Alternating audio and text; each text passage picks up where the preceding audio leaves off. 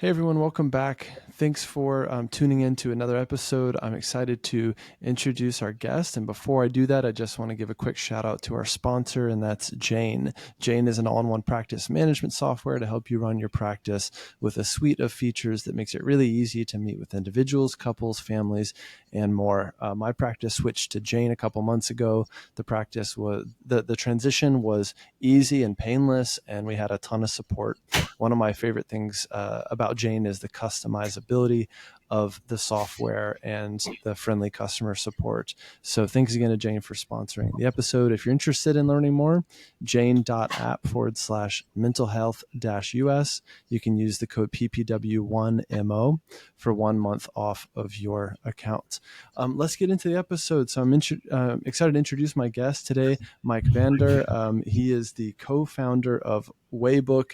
It's a software and a tool that my group practice has been using and building upon for some time now. And so we're big fans of Waybook. And Mike, thanks again for being here. What else should people know about kind of you and how you got here? Maybe a little of the backstory of kind of what is Waybook and how did you guys come to create it? Sure, yeah, great to be here, John. It's been a long time coming. We've Yeah, swirled around each other's worlds for some time now, so I'm glad to finally sit down. Um, definitely. what should people know about me? Well, I think to kind of preface all of this, I prior to starting Waybook, I'd previously grown and scaled a few businesses before, and like many of your kind of audience, I'm sure, is kind of the classic entrepreneurship type, constantly living in chaos and constantly trying to dig my way out of chaos. And I feel like one thing that I has always been very core in all of the businesses that I do is just this kind of striving to kind of optimize the work that I do to almost get to that next level, very much for the game of running a better business, as well as all of the output and the positivity that you had. So yeah, what people should know about me is I'm kind of an entrepreneur at heart. Very much love the kind of systems building and finding leverage on my time, but more specifically. And the pleasure I've had with running Waybook for the last few years has been really just working with many thousands of business owners like yourself, like many other people I'm sure listening as well, to really lend some support in order for them to actually get back to the enjoyment of running their business as well. And Yeah. we kind of get stuck in this whirlwind and chaos of running our businesses, and we're very much in the business of making that smooth scaling more enjoyable. So we're going to jump into a lot. I'm kind of keeping this as high level as possible. Yeah. Uh, No, I appreciate that. And my story lines up well with that. A little background on my current group practice. Well, this is the second group practice I've created, and but the first one doing it with Waybook and with a really good practice manager who kind of owns Waybook for our company and has uh-huh. taken it upon herself for it to be kind of her project. But part of the initial kind of like squeeze is a lot of therapists go from being a solo practitioner, like I did Mhm. even for this business, and going, all right, I've got an office, I see clients, and maybe I want to replicate that or hire one clinician to come and see clients at my office. And then all of a sudden they're seeing clients and they're locked out of the building and they don't know the lockbox for the code, or they don't have the Wi-Fi info, or they don't know, they don't remember where to submit for payroll or something like that. Yeah. And so the business owner gets, guess what, all three of those questions. And or by a text, when you're at home with your family at 7 p.m. and someone is like, hey, how do I submit for payroll again? Yeah. Now, I mean, fast forward to months and months of building our own Waybook. Clinicians know to go to Waybook and search it like an internal Wikipedia. Uh-huh. And then as Alana has built this more and more, my phone has gotten eerily quiet to the point where I'm like, is everything okay? But Yeah. in fact, people are just using it and going and getting what they need from Waybook, and the It's resource keeps getting better and better. yeah, I'm so pleased to hear that, John. There was a moment I had in scaling one of our previous businesses, which we still own, Hopper HQ, which is a social media Mm, planning tool, also actually used by a lot of therapists and group practices yeah. as well. But I had this moment where probably 2.5 years into the business, I went on holiday and I I was guilty for taking this time out, because I thought, this chaos is going to happen with or without me, and when I'm away, I'm sort of leaving everyone. And I got back to find out that there was actually quite a bad problem that had happened when I was away, but people had mobilized, the problem had been addressed, it had been sorted, it was fixed, and just kind of passed on. And there was a moment for me that was a turning point, I think, as an entrepreneur, where I was like, I think I've built something bigger than myself. Like you know that feeling, that kind of like joy, that satisfaction and pride that the business is not just you. It's actually the systems you built, the people, the knowledge, the way you share. And that's actually very much what Waybook is built on. So exactly what you're saying, that eerily quiet phone is success. And it's not because there's loads of inconsistencies. It's actually more because everybody knows where the information is, or they know what to do, and you have that confidence that people are onboarding. And that's just such a joy for me. Yeah, I mean, I think a lot of times business owners and therapists in our case start thinking about this stuff when they're already feeling the squeeze of it, or they've already grown a bit. And let's say they've hired 4 or 5 employees, and they're just kind of falling apart at the seams in terms of systems and processes and documentation, right? And so any system or any process that happens in the business, like, hey, where do I submit for payroll? Or what if someone submits to payroll late or whatever? If that's not written somewhere and accessible somewhere, or God forbid, one of your team members who owns that process leaves, which they eventually will, then where is, that knowledge leaves in their head, right? And employees are scrambling, and then the business owner gets sucked back into being business operator again, and being the one to answer all those questions and submit, payroll for people or whatever it is. And so now, we've gotten to the habit with me and Alana, our practice manager, where anytime there's a new process, it's noted in Waybook, it's updated in Waybook. The team hears that it's updated in Waybook and gets, that update. And they are kind of encouraged to go there first as a place to get their questions answered. I visualize it like the way that it would work at a big company, or people like, my wife, who works in tech, thousands of employees, and you have people with little questions like that. Sometimes I call them dumb questions, and so she knows where to go for stuff like that, right? Because big companies that have massive operational teams, they have amazing, resources and tools and internal Wikipedias and all this stuff where it's all, built in, right? And they're masters at doing it. But on our scale, it's like, where do we start? I think you're being very nice to the big guys there, John. We also speak to big businesses, and I'm like, well, where does your knowledge currently live? And they say, well, we've got some files in this room, and we've got some systems over here. It's almost like there's too much in too many places, which interestingly becomes the same problem. But circling back to what you were saying now, I think one thing that we've benefited from, and we've seen a lot with group practices, and actually with all businesses at this kind of inflection point, is group practices typically are scaling, as you know, because somebody has done their job really well, and clients want more of what they're doing. So the only way to scale that is to kind of get more people. But that initial inflection point is actually probably more difficult to cross within group practices than other businesses, because you're not just actually scaling your operations or being consistent. You're almost putting your name to somebody else's very human way of delivery or human way of onboarding. So actually, I would say in these sorts of businesses, it's even more important to make sure that we're taking some of that time to figure out why is something working in a particularly good way of the way I'm doing it, and what's my view on the world, and how can we make this more efficient and consistent. And I think the more we talk about systems, processes, procedures, the more boring it sounds. And actually, if we just break that down into what that actually is for smaller businesses, it's almost just, what do you do every day that doesn't need to be reinvented or done by you? And that is essentially it, right? And what we've done a lot with Waybook, I mean, Waybook's been around for a few years, and obviously AI has changed the game in knowledge management in the last couple of years, and we've been very excited to adopt that. You can literally come into Waybook now and describe your business, and it will build out your whole playbook.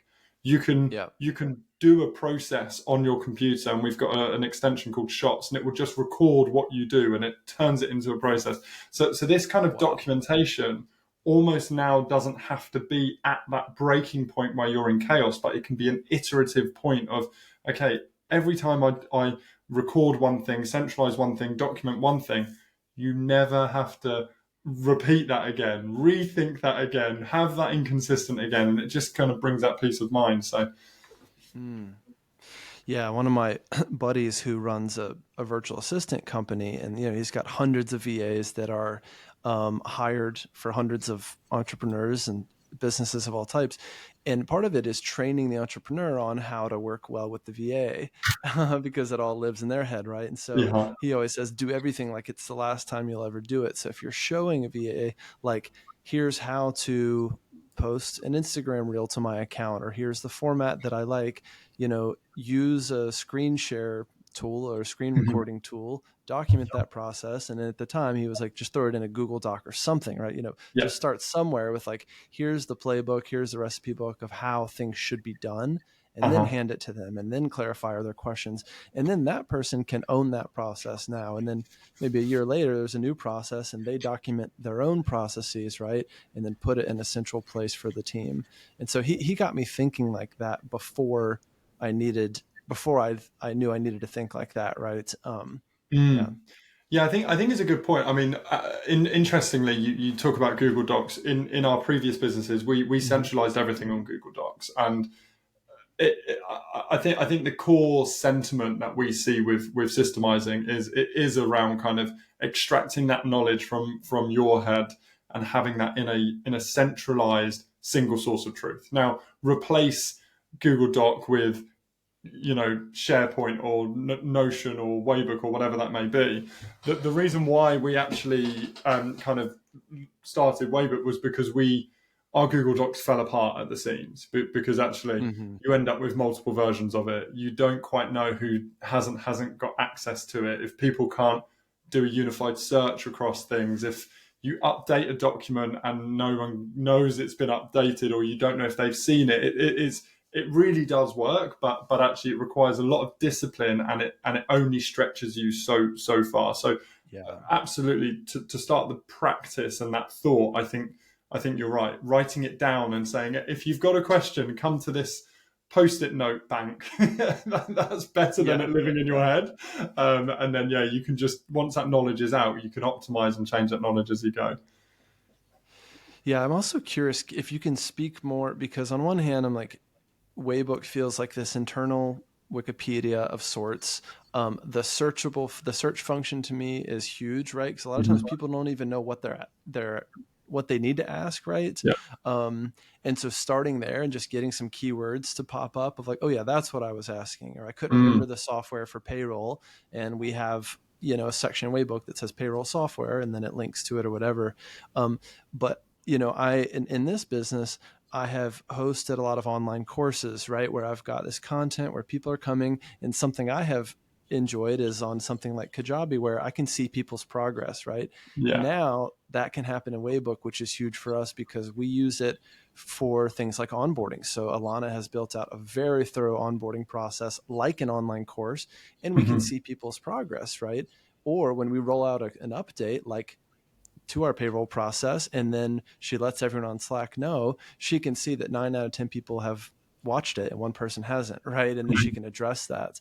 That is super helpful. But maybe say more about the kind of like learning piece that happens there, or the way that it can kind of feel like an online course within Waybook, if that makes sense. Because it's a great point. So I mean, perhaps the way to think of Waybook is almost in the combining of the traditional worlds, or as you've kind of said, the worlds that are present within larger businesses, and that's very much the traditional learning management system. So where you go to do your training, to do your courses. Sometimes you also have a separate place where you do your onboarding, and that might actually be with your managers, with your teams. You get your policies from HR, whatever that may be. And then you almost do your work, but when you're referencing back where you do that work, you might have your intranet or your wiki or your knowledge base. So these three different worlds really exist for those different purposes, which is kind of madness in small business and scaling businesses, because as soon as you or your team cannot answer that question in a very quick way, they'll ask you or they'll ask a colleague. And as soon as the knowledge exchange happens outside of your centralized source, then that knowledge changes, grows, you get various different versions of it, and the whole thing breaks. All of those systems break. So the way to think of Waybook is almost like this single source of truth for scaling businesses. So a Waybook structure actually has a set of documents, and in those documents, it can be broken down into different steps. You're very familiar with this, and it's very easy once you visualize it. But those documents can be a policy, they can be a procedure, they can be information. And Waybook basically builds you a playbook structure for all of your single source of truth. So when somebody is added in, you can actually create a custom pathway for that person through that document.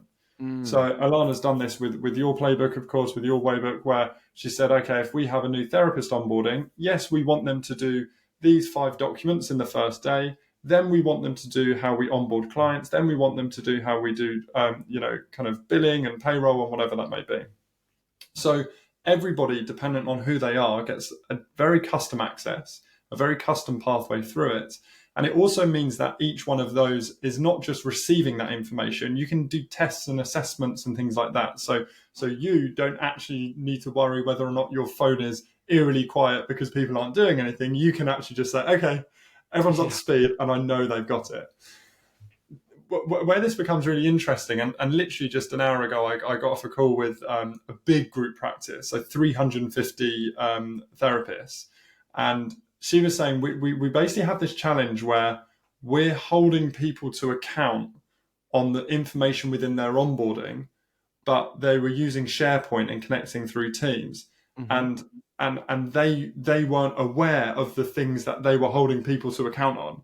Yeah. And they had no way of saying, well, look, you actually did look at it. You proved to me you know it. So that's almost on the other side when we're coming into that compliance and management side of it. But the system actually allows that from the get-go, which is really, really valuable. That's really cool. Yeah. And there's other pieces too, like, for instance, when people are signing on with us, they will get a copy of like the employee handbook, which is a dense document full of, policies, and it's a very state specific thing, for us in the US. So that's a really important document that they kind of sign off on, in our case in Gusto. So part of the onboarding happenings there, but then on an ongoing basis, when they need to reference that is also in Waybook. So that's another place for them to find it. Kind of on an ongoing basis. I think getting started feels like a bit of a challenge for a lot of folks. And I remember when we first started with Waybook, just the sense of like, okay, how do you kind of chunk your business down? What would you say about that in terms of people that like maybe have some things documented here and there, like in a Google Doc or wherever, and are just like opening a new Waybook account and staring at that kind of blank page, so to speak? You mentioned some of the AI that can help build it. I know you guys have great templates too, but like, how do you guys help make it easy to get started? Yeah, no, that's a really good point. I mean, so we actually, one thing I love about the world of group practice is you get people who smash it. Like yourself, who've kind of doing this second time round, and you find a lot of people like yourself, like Uriah from Productive Therapists, like Lisa Catello. There's so many amazing people that have done really well and are now almost just sharing back, being like, look, it's actually quite easy when you know how. So just change this way, or think about it in this way, and kind of frame it in this way. So there's lots of actually great people and great resources around that can kind of show you that side, which I guess anybody listening to this is kind of like, yes, that's why I'm here. So give me the answer. So you got that. When you sign up to Waybook, I think there's two parts of it that I'll answer your question. One of them is very much around the kind of mental space to be in, and the other one is how the product helps. From a mental space, I would basically be very specific with what are you trying to achieve from centralizing your knowledge. And even though we have this nirvana of having all of our business on the same page, we never have to worry about anything. I think that can become overwhelming by saying that's what I want to get to from day one. If you look at your next business challenge, and that may be, onboarding a new therapist or onboarding a front of house or onboarding a finance admin, whatever that may be. It may be actually opening up a new practice, which is often the case where people are kind of fully scaling geographic locations. I would almost identify what are the top 5 areas of knowledge. And in each of that, so that might be, client onboarding or whatever. What are the 3 core processes that happen or procedures that happen within each of those 5? And then instantly you've got a list of 15 things. And then you can either document, just bullet point it, or ask your team to bullet point how they do it. And that actually is the bare bones structure. Great. Now, the product helps iterate on that because actually you can see what your team are searching for. So if somebody is searching for a particular challenge, and by the way, when I say search, you can search for documents, but you can also ask your knowledge. So it almost is like ChatGPT for your team fluent on your information. So you can see how people are interacting. And anytime there's a knowledge gap, you're flagged on that, and then you can just answer that question in Waybook and you never have to touch it again. So this iterative approach really is very, very useful and very valuable. Yeah. Answering that question in the other way, how Waybook can support with that. I mean, I would love for you to experience it again, John, because genuinely you sign up and you literally just describe your business and it builds out the perfect Waybook for you. Wow. It's phenomenal. Honestly, when the team first showed me this, I genuinely nearly fell off my chair because I got so excited about it, and it's so game changer. Yeah, that's huge. I mean, when we got started, and I have to give credit to my buddy Uriah. He's the one that turned me on to Waybook and also helped me get started. And he gave me a peek into his of like, here are the categories that we have kind of started with, whether it's like finance, operations, HR, clinical, stuff like that. And that helped me to visualize it and to help Alana just start to kind of chunk stuff, into those categories. But yeah, I mean, it's incredible how it's going to get even easier, right, for Waybook to kind of tell you what you're missing and what people are looking for. Exactly. Yeah. And this is the great thing. And it's not actually just when you start. So actually sometimes people will come back into a completed Waybook and go into this, we call it the structure builder, and say, okay, I now want to create out a marketing playbook, and it will understand your business and create out almost again that to-do list of documents, procedures, policies. And then on each of those, you might have a to-do list of 20. You can then either, as you said, use the templates from hundreds of templates. You can upload any documents if you've got them, or actually you can use the AI writer to say, right, well, we know you're a group practice of 15 people in Florida and you want a new client onboarding procedure. It will just write it for you. Wow. And then obviously you edit it and kind of make it yours. And we also do have process consultants internally that work with clients who want a more kind of like handheld service. But yeah, my aim is that you can do this all yourself. That's what you should be able to do. That is incredible. Yeah, I mean the feedback piece. So what I remember what I told Alana is we're kind of going to let the team show us where the holes are, and that has continued to be the case. So even bridging something like Slack, which we use as a team. So we have different channels for things like within the clinical channels, we have different modalities we use like IFS or EMDR. And so if this is the second or third time someone has posted in the EMDR Slack channel or messaged and said like, hey, where's that PDF protocol for EMDR, like that one important resource, then that's something we need to make sure we have in Waybook, send them there and say, okay, that's a resource that people are looking for. Why do they keep misplacing it or whatever, and making sure we have it there. So honestly, our clinical resources within Waybook are some that I'm the most excited about too, because we're a teaching practice. And so having resources like that, or like if we have a trainer come in and teach us something new and they say, hey, and here's this 1-page PDF on how to do what I just taught you, that's in Waybook now, right? In the right place under EMDR, under this specific protocol. And like just imagining over the years and years of all the training we do, all the resources, all the consultants we bring in, and we're building this rich library of resources. I'm super excited about that, right? Because then a new clinician comes in and they have this wealth of resources all of a sudden, and it just grows. It's kind of like crowdsourcing, right? It does, Everyone yeah. kind of contributes. Yeah. And I think also one thing, I don't know if you are using it or not, but you can actually connect Waybook with your Slack. So if somebody Mm, is in a channel, they can just slash Waybook and search EMDR, and it will search your yeah. Waybook in the I think channel. Alana just added that. Oh, That's amazing. amazing. Yeah. Yeah. But yeah, one thing that I know a lot of practice owners really struggle with is just turnover of therapists or Yeah. clinicians or whoever that may be, Yeah. and I think that it's so damaging, right? Because ultimately, and more so in the early days, it's just a time leverage game, isn't it? We're just trying to get more leverage for our time, and a lot of that time goes into the people that then ultimately help us get more leverage of our time. But if they come and absorb our time on the onboarding and then disappear, we're in this infinite loop. So actually being able to essentially onboard once into Waybook and then that onboards other instantly gives that leverage. Yeah. But what we've seen in the big irony is that your retention is massively increased because the onboarding is good. It's kind of like a really like Huge. Yeah. positive benefit by doing one thing right. You get two things Yeah. in the box. So Well, it's a critical period, right? From an employee standpoint.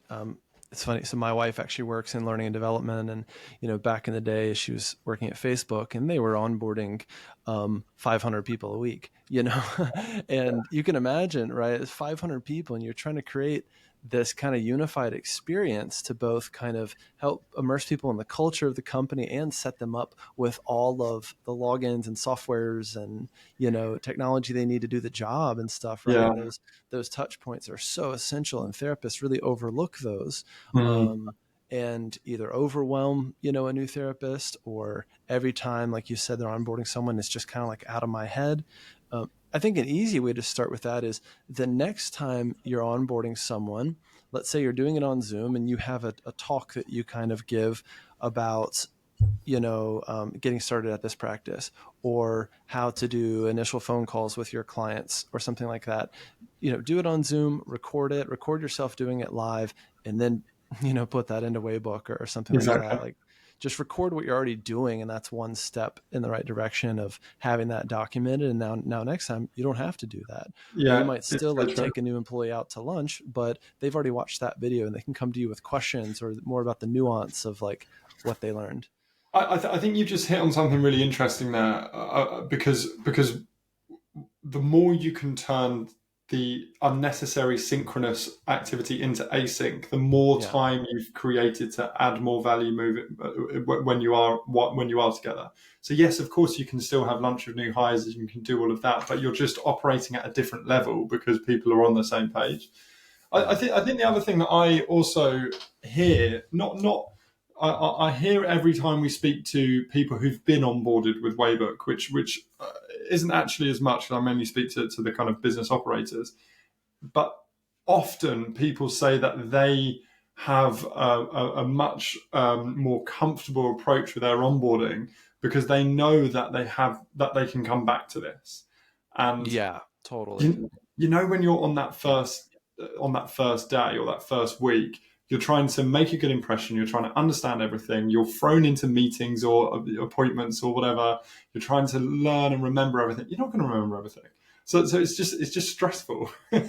But knowing that actually you can come back, and it's all going to be there actually is really meaningful. Yeah. And a small point actually makes quite a big difference from that human perspective of somebody starting. Yeah.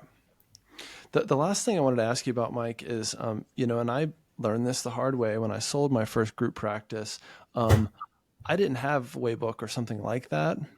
And I had to kind of create it during the sale, which was Yeah. really hard and a lot of work to get every single thing out of my head, right? And transfer it over to the new owner, right? Like, how does this business actually work? And what are Yeah. all the nuts and bolts, And I think about that, right? And I think about this idea of a business being kind of built to sell, right? Or if someone bought my business right now, like if you bought my business, and would you know exactly what to do, or could have someone like Alana as a business operator or business manager manage the day to day like pretty seamlessly, the same way that Mm. like if I bought a franchise, like, franchise a Pizza Hut, like, how do they Mhm. know how to make that happen again and make the pizza taste the same? So from that perspective, like, how do you see Waybook fitting into that of buying and selling of businesses?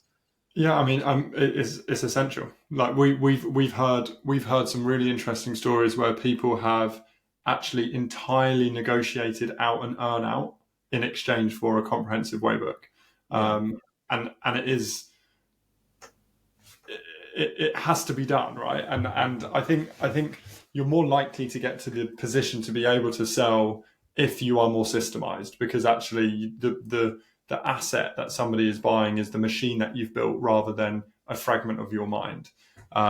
So systemizing, documenting, delegating, scaling is the business you're selling.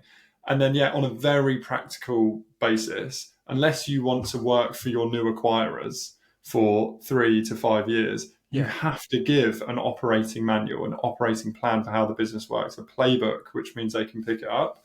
And yeah, it's an asset which actually we've been really excited to see when people have sold their practices. Including legal practices, dentists. We've seen it a lot within Waybook, and the Waybook is the asset, or is the key. So I'm sure many of your listeners have listened to eMyth, or read Mm-hmm. eMyth, and it's very much around creating that franchise prototype, Yeah. as you're building. So actually, is this a turnkey operation? That means that actually you can sell it.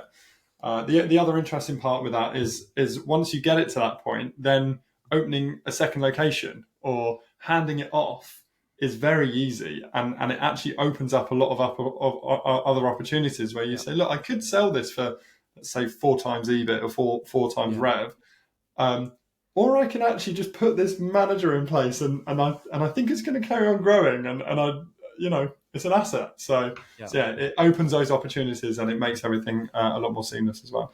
And, in my perspective as a business coach is I at least want therapists to have that option, even if they're not thinking about selling, which a lot of therapists are not. So They think important. about it Yeah. way too late, whether it's the marketing assets of what you're buying, whether it's the brand, the domain, the traffic, the organic traffic, right? The email list, and then this piece, Mm. exactly the recipe book for the business. So I at least want therapists to be thinking like that, because even if you don't sell it, you have a way tighter business, as a result, and your employees are happier and more Yeah. contained because, right, it's just cleaner, right, and people Yeah. feel safer and less stressed when things are organized and in place, right? It's actually been really interesting as a as an entrepreneur that loves chatting with other entrepreneurs, actually tapping into business owners that have fully systemized to actually see what they Mm. want. And some of them really want to sell. Some of them want to actually create that headspace and have that level of consistency so they can grow faster. They just want to fire themselves Yeah. every month, and figure out new things and systemize it and fire themselves and get another job. Some of them actually just want to hold the business where it is. And one of our Waybook customers that is a massive advocate. She runs an accounting practice. She famously scaled her practice and moved to Spain, and actually that's what she wanted to do. So I'm fully with you in that. As a business coach, you want your clients to have that optionality. That optionality actually enables us to think about what we want. What how would you define success as an Totally. entrepreneur? And interestingly, even though we dream and we think and we live in our businesses so much, when you're in the whirlwind of the day to day, damn, you don't have much time to figure it out. You don't have Right. much time to think about what could be if you weren't answering the same question 100 times, or if Yeah. you weren't actually, onboarding everybody themselves, or all of the busy work that doesn't have to be done by Yeah. us. Yeah, I have for a long time been the one to aggressively get those things off my plate. For a lot of therapists, the first thing is like bookkeeping, right? I've met therapists that have 10 employees and are still doing their own books. And on one hand, I have a hard time understanding that. Well, a lot of therapists also, like, the first thing that they want, because they've had success as a solo practitioner, like go from 0 clients to 20 clients. Oh my gosh, I'm making 6 figures. And then they want this time freedom back, right? They don't want to be tied to their Yeah. calendar, and I'm only making money when I'm in the chair, right? Basically, Yeah. that's the Yeah. first like dilemma they have. And even as a group practice owner, let's say you've got a successful group, but then again, that piece of like, could I step back from my business, or if I took a month off, would people know what to do? But a Mm. lot of therapists are really craving that time freedom. I think it's very natural to want that. I think there's two bits that I've seen. One of them is very controversial. The bit that's not controversial, we'll start there. Is what you're saying about a lot of group practice owners that have come up from being individual practitioners just love it, and just they want to be in the chair as well as Yeah. growing the rest of the business. And actually that doesn't always happen. But if you want that one-on-one contact, but you also want to scale the practice, you almost choose where you index your time, and actually that might be you work on the business and then you're an individual practitioner. That can exist, but it needs to be, you need to have your systems in place, which means that you don't have to run the business can run. The other controversial thing I've seen is that, arguably less so in therapy practices, but in other businesses, I think it's our ego as a founder that means that we have to be needed and involved. 100%. I actually don't think that's controversial at all. I think that's Oh, good, a call out I've been saying for a long time to therapists, right? Superhero good. syndrome, right? We think we're more Yeah, oh, important yeah, than we really are, or that no one can do therapy as good as I can, or no one yeah, could, do the blog as well as I can. It's therapists exactly. struggle with that tremendously. Yeah, you Right. become the bottleneck, and I Yes. think I've seen it a lot. And some of my very good friends have this, where people joke about their CEO, the chief everything officer. Yeah. I think it's just an excuse.